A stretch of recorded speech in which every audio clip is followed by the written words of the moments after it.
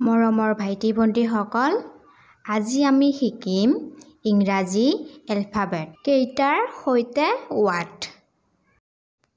A for aeroplane, B for bat, C for camel, D for doctor, E for eagle, F for fan, G for girl, তাৰপিছত H for hammer, I for ice, J for juice, K for kite, L for lamb, M for moon, N for net, O for onion, P for pen, Q for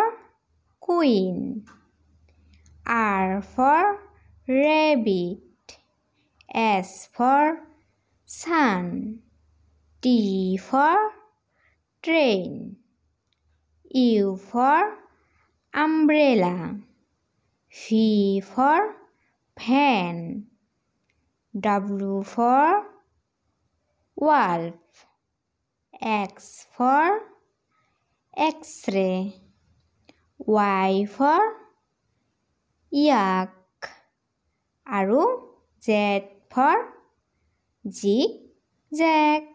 ভিডিঅ'টো ভাল লাগিলে please like comment share কৰিবা আৰু মোৰ চেনেলটো subscribe কৰিবা।